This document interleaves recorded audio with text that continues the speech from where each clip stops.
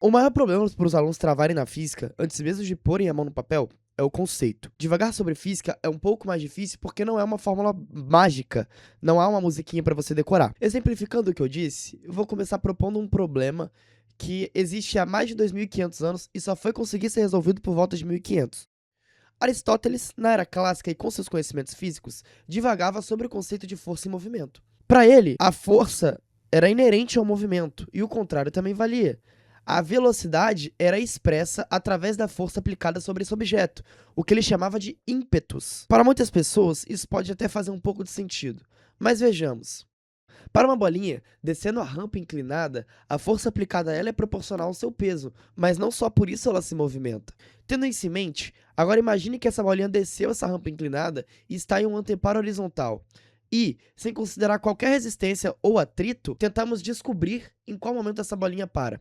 Neste momento, é razoável pensarmos que essa bola vai se mover ao infinito, já que não há nenhum movimento que se oponha ao movimento da bolinha, nenhuma força aplicada a ela se opõe a esse movimento. A pergunta é bem simples: existe alguma força aplicada nessa bolinha? Na horizontal, a resultante é zero. Na vertical, existem duas forças, peso e normal, que se cancelam, sendo uma resultante nula. Por isso, o movimento na horizontal continua somente pela inércia. Essa discussão foi feita pelos personagens Simplício e Salviati no livro O Diálogo sobre os Principais Sistemas do Mundo, por Galileu Galilei. Se, de fato, não há forças aplicadas a este objeto, por que ele continua se movimentando? A resposta é simples. A força não está ligada com a velocidade do movimento, mas em si como ela varia no tempo. E isso a gente chama de aceleração.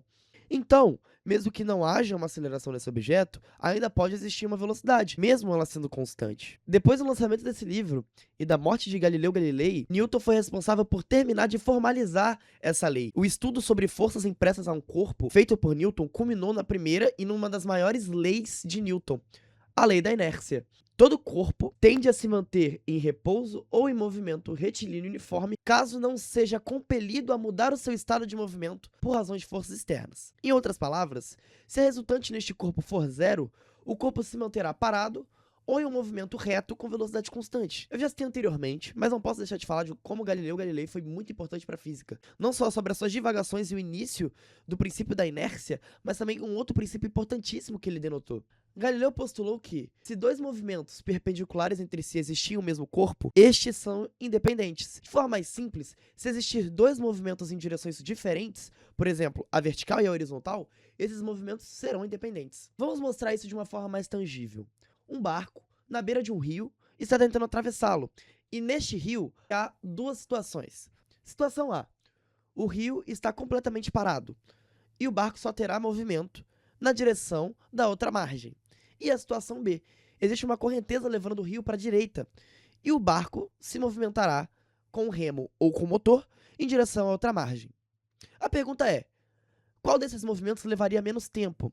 Em um primeiro momento, você pode pensar que a situação A demoraria menos tempo.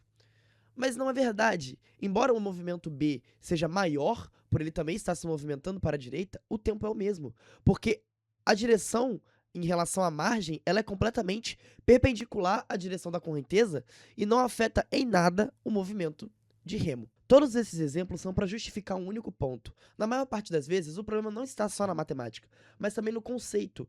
A falta do olhar crítico em relação aos problemas físicos ou em relação à física mundana no geral é o que traz a maior dificuldade na hora de colocar a mão no papel. O senso comum é utilizado como fundamentação em várias áreas, mas isso em certo ponto pode ser prejudicial. Aristóteles, com base somente no que ele via e no senso comum, denotou que força e movimento são coisas análogas, e a gente viu que isso não é necessariamente verdade. A situação do barco, da bolinha, são exemplos de como o senso comum pode afetar diretamente a nossa percepção da física, e como isso diretamente está ligado com o problema na matemática. Então, antes de colocar a mão no papel, é importante nos certificar que o conceito seja bem amarrado e explicado na nossa mente. Isso é o que faz com que muitas pessoas desistam do estudo da física e da matemática antes mesmo de começar de verdade. A matemática é a linguagem.